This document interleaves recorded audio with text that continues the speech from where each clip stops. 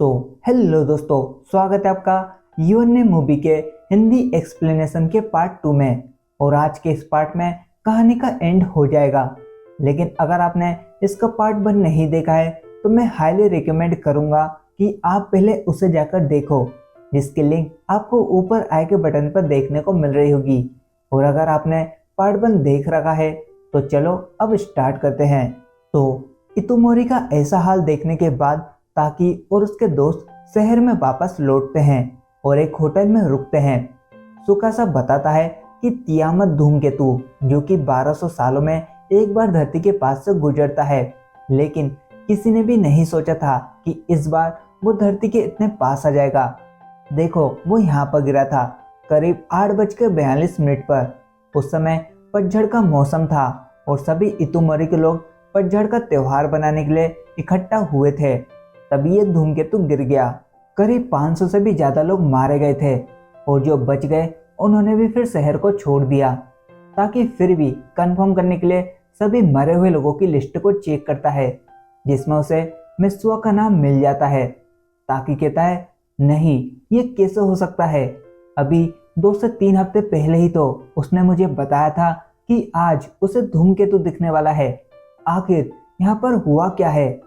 इसके बाद scene change होता है। सुकासा कहता है कि मुझे लगता है कि कहीं ताकि पागल तो नहीं हो गया, बहुत ही अजीब व्यवहार कर रहा है। आपको क्या लगता है मिस ओकुदेरा? तो मिस ओकुदेरा बताती है कि मुझे वो पसंद है। आजकल वो पहले से अच्छा व्यवहार करता है, अच्छे से बातें करता है। मुझे पूरा यकीन है कि वो किसी से तो जरूर मिला है जिसने उसे पूरा बदल दिया। वहीं ताकि बोल रहा होता है कि शायद वो एक सपना ही था या फिर कोई भूत है जो कि मुझे हॉन्ट कर रहा है। नहीं, वो एक सपना ही होगा। तभी मिस ओकुदेरा वहां पर आती है और बुक में सिलाई बुनाई के बारे में पढ़ रही होती है। तभी उसे ताकि के हाथ में भी एक धागा दिखता है। वो कहती है कि ये भी घर का बुना हुआ है ना? ताकि बताता है कि मुझे पता नहीं, ये मुझे 3 साल पहले किसी ने दिया था। मुझे उसका नाम और शक्ल तो याद नहीं, पर इसे मैं अपनी अच्छी किस्मत समझकर पहनता हूँ। इसके बाद वो वहीं पर ही बैठा बैठा सो जाता है। तभी उसे मित्सुआ की दादी की बात याद आती है, जिसमें वो मिया मिजुकी की कब्र के बारे में बताती है। इतने में उसकी आंख खुल जाती है और फिर वो मिस ओकुदेरा और सुकासा को एक खत छोड़ता है, जिसमें लिखा रहता है कि एक और जगह देखना बाकी रह गई है, इसलिए अब तुम लोग टोक्यो वापस लौट जाओ। मैं वादा करता हूँ कि मैं जल्दी आ जाऊंगा। और ताकि फिर मिया मिजुकी की कब्र ढूंढने निकल जाता है और काफी ढूंढने के बाद उसे वो जगह मिल जाती है। ताकि उसे देख कहता है कि ये जगह तो सच में है, मतलब कि वो कोई सपना नहीं था। और फिर वो उस गुफा में जाता है जहाँ उसे वही उचिगामे शाके मिलता है जो कि ताकि ने धूमकेतु गिरने के एक दिन पहले यहाँ पर रखा था, जब वो मित्सुआ के शरीर में था। ताकि यहाँ समझ जाता है कि ये सच में 3 साल पहले की बात है। अगर समय को वापस पलटा जा सकता है तो मुझे एक और मौका चाहिए, एक आखिरी मौका। और फिर उस उचिगामे शाके को पी लेता है और उसे पीते ही वो जमीन पर गिर जाता है और उसे वो सब कुछ दिखने लग जाता है जो कि मित्सुआ के साथ बचपन से हुआ था। उसका पैदा होना, फिर उसकी माँ की डेथ होना, इसके बाद उसके पिता का घर छोड़कर जाना, वो सब कुछ। ताकि मित्सुआ को बार बार आवाज देता है वहां से भागने की, लेकिन उसे कुछ भी सुनाई नहीं देता है और धूमकेतु गिर जाता है और हर जगह अंधेरा छा जाता है। इसके बाद ताकि की आंख खुलती है और वो फिर से मित्सुआ के शरीर में होता है। और ये वो दिन होता है जिस दिन की रात को धूमकेतु गिरना है, यानी कि ताकि को एक और आखिरी मौका मिल गया है। और ताकि रोते हुए फिर से उसके गोलू मोलू दबाने लगता है। युस्सा उसकी ऐसी हालत देखकर अकेले ही स्कूल निकल जाती है। वहीं ताकि न्यूज देख रहा होता है। तभी उसकी दादी आकर कहती है कि तुम मित्सुआ नहीं हो, तुम्हारी हरकतों से साफ पता चल रहा है। और बताती है कि मुझे भी बचपन में ऐसे सपने आते थे जिसमें मैं किसी और की जिंदगी जीती थी। तुम्हारी मम्मी को भी ऐसे एहसास होते थे। तभी ताकि समझ जाता है कि ये सपने मित्सुआ के खानदान से चले आ रहे हैं। वो दादी को बताता है कि आज रात धूमकेतु गिरने वाला है। तो दादी कहती है, क्या तुम्हारी बातों पर कोई भी यकीन नहीं करेगा? इसके बाद ताकि तेसी और साइका को भी ये बात बताता है, लेकिन वो भी उस पर यकीन नहीं करते हैं। लेकिन एक दोस्त होने के नाते वो मदद के लिए तैयार हो जाते हैं। और इसके बाद वो तीनों एक प्लान बनाते हैं शहर के सभी लोगों को बाहर निकालने के लिए, जिसमें तेसी पावर प्लांट में एक बॉम्ब ब्लास्ट करेगा और साथ ही रेडियो प्रसारण को भी हैक करेगा, जिसमें सायका रेडियो प्रसारण की मदद से ये अनाउंसमेंट करेगी कि जंगल में भारी आग लग गई है, इसलिए जल्दी से जल्दी शहर को खाली करो और सभी इतुमोरी के स्कूल में जाओ, क्योंकि ताकी के अकॉर्डिंग ये स्कूल खतरे से बाहर रहता है।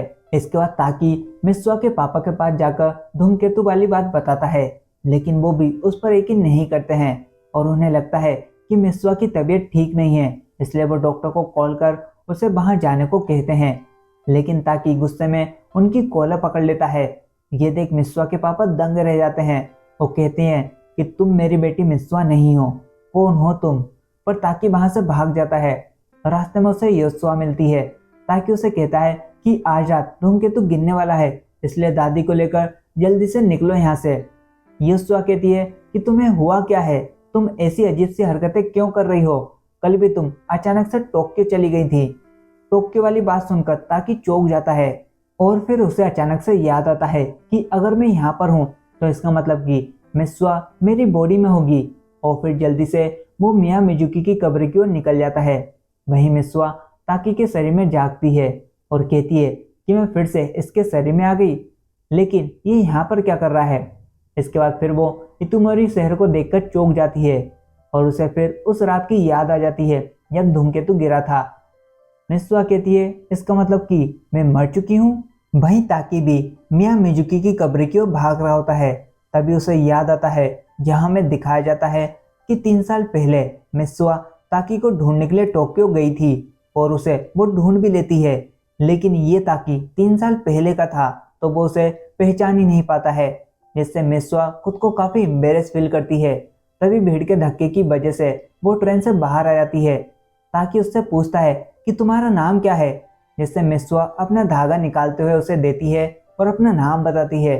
यहाँ ताकी को सब कुछ समझ आ जाता है कि ये जो धागा 3 साल पहले जिसने उसे दिया था वो मिस्वा ही तो थी, लेकिन उस टाइम मैं उसे पहचानता ही नहीं था। इसके बाद वो भी उसी जगह पर पहुंच जाता है। अब दोनों एक ही जगह पर थे, लेकिन अलग अलग टाइमलाइन में थे, पर दोनों को एक दूसरे की आवाज़ सुनाई देती है। लेकिन जैसे ही शाम होती है दोनों की टाइमलाइन आपस में मर्ज हो जाती है।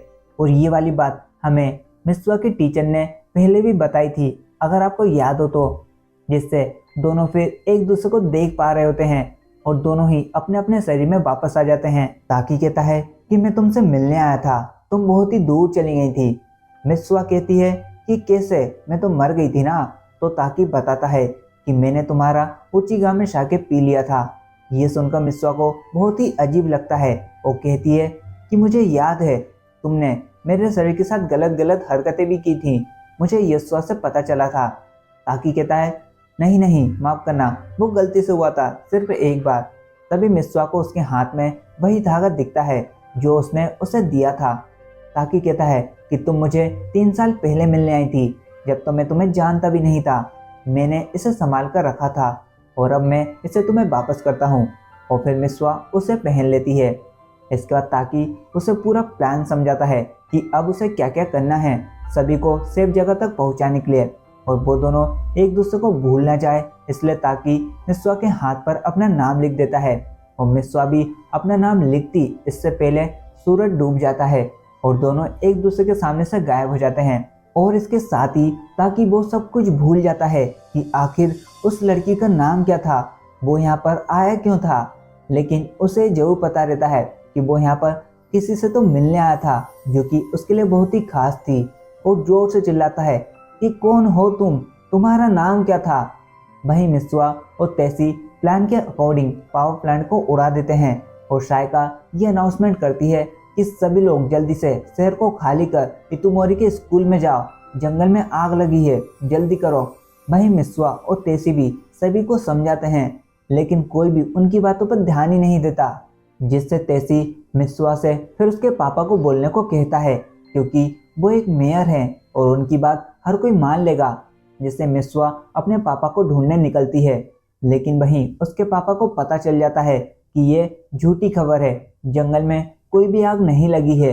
एंड वो शायका को भी पकड़ लेते हैं और फिर अनाउंसमेंट करते हैं कि किसी को भी कहीं जाने की जरूरत नहीं है, ये खबर झूठी थी। वहीं तेसी को भी उसके पिता पकड़ लेते हैं। वहीं वो धूमकेतु 21 टुकड़ों में टूट जाता है और एक टुकड़ा अर्थ की तरफ बढ़ता है। वहीं मिस्वा अभी भी अपने डेट की तरफ भागती भागती कहती है कि कौन हो तुम, तुम्हारा नाम क्या था। तो दोस्तों मिस्वा भी यहाँ पर ताकी का नाम भूल जाती है। वो भागते भागते गिर जाती है। तभी वो अपने हाथ पर देखती है जिस पर ताकी का नाम नहीं बल्कि आई लव यू लिखा था। मिस्वा कहती है कि इससे मुझे तुम्हारा नाम थोड़ी याद आएगा पागल। और फिर भागते हुए अपने डेड के पास पहुंच जाती है और वो धूमकेतु शहर पर गिर जाता है जिससे आधा शहर तबाह हो जाता है। अब इस घटना को हुए 5 साल हो चुके हैं। ताकि हर वक्त ये सोचता रहता है कि वो अधूरा सा है, उसे किसी चीज़ की तो तलाश है लेकिन वो चीज़ क्या है ये उसे नहीं पता। वो अब अपने में ही खोया खोया सा रहने लगा था। इसी वजह से उसे कहीं पर भी जॉब भी नहीं मिल पा रही थी। तभी इतने सालों बाद उसे मिस ओकुडेरा का मैसेज आता है जो कि किसी काम से टोक्यो आई होती है। मिस ओकुडेरा उसे बताती है कि क्या तुम्हें याद है हम 5 साल पहले इतुमोरी शहर गए थे। ताकि कहता है मुझे कुछ तो अब अच्छे से याद नहीं है लेकिन न जाने क्यों उस टाइम मुझे धूमकेतु वाली घटना में बहुत ही दिलचस्पी थी। बहुत ही अजीब सी बात है, धूमकेतु की वजह से आधा शहर तबाह हो गया था लेकिन हैरानी की बात तो ये है कि सब लोग बच गए थे। धूमकेतु के गिरने से पहले अचानक से सभी लोग आपातकालीन बचाव में लग गए थे। तो दोस्तों इसका मतलब कि मिस्वा ने फाइनली अपने डेट को मना लिया था और उसके डेट ने भी ये बात इसलिए मान ली थी क्योंकि वो समझ गया था कि पहले मिस्वा के शरीर में कोई और ही था। वहीं ताकि बताता है कि मैं हमेशा सोचता रहता हूँ कि मैं क्या ढूंढ रहा हूँ। इसके बाद मिस ओकुडेरा वहाँ से चली जाती है और उसके हाथों में रिंग देखकर पता चलता है कि उसकी अब शादी हो चुकी है। इसके बाद ताकि एक रेस्टोरेंट में कॉफ़ी पी रहा होता है। तभी हमें वहाँ पर साइका और तेसी दिखते हैं जिनकी बातों से ये पता चलता है कि अब उन दोनों ने भी आपस में शादी कर ली है लेकिन ताकि उन्हें पहचान नहीं पाता। इसके बाद सीन चेंज होता है और ताकि घर जा रहा होता है। तभी उसके पास से एक लड़की निकलती है। ताकि को अचानक से एक अजीब सा एहसास होता है पर वो दोनों अपने अपने रास्ते चले जाते हैं। अब इसके कुछ दिनों बाद ताकि ट्रेन में जा रहा होता है। तभी उसे दूसरी ट्रेन में एक लड़की दिखती है जो कि और कोई नहीं बल्कि मिस्वा ही होती है। दोनों एक दूसरे को देखते हैं और देखते ही रह जाते हैं और फिर जल्दी से अगले स्टेशन पर उतर एक दूसरे को पागलों की तरह ढूंढने लगते हैं और फाइनली वो एक दूसरे के सामने होते हैं। वो दोनों एक दूसरे को पहचान तो नहीं पाते लेकिन उन्हें एक अजीब सी फीलिंग का एहसास होता है और दोनों फिर एक दूसरे के बगल से अजनबी की तरह निकल जाते हैं। लेकिन तभी फिर ताकि हिम्मत करके मिस्वा को आवाज देता है और कहता है शायद हम दोनों कहीं पर मिल चुके हैं। मिस्वा रोते हुए कहती है हाँ शायद। दोनों को अब ऐसा लगता है कि वो जिसे इतने सालों से ढूंढ रहे थे वो अब उन्हें फाइनली मिल चुका है और दोनों फिर एक साथ कहते हैं लेकिन तुम्हारा नाम। और इसी के साथ ये लव स्टोरी यहीं पर ही खत्म हो जाती है एक ओपन एंडिंग की तरह। अब आगे क्या हुआ होगा ये डायरेक्टर ने आपके ऊपर ही छोड़ दिया है। आप अपने अकॉर्डिंग इस स्टोरी को आगे सोच सकते हो। अब अगर आपने यहाँ तक वीडियो को देख ली है तो प्लीज़ वीडियो को लाइक करने के साथ साथ इस अमेजिंग स्टोरी को अपने दोस्तों को भी शेयर करना मत भूलना। और साथ ही चैनल पर नए हो तो चैनल को भी सब्सक्राइब कर बेल आइकन को ऑल पकड़ देना। बाकी मैं मिलता हूँ अपनी अगली वीडियो के साथ, तब तक के लिए good bye and take care.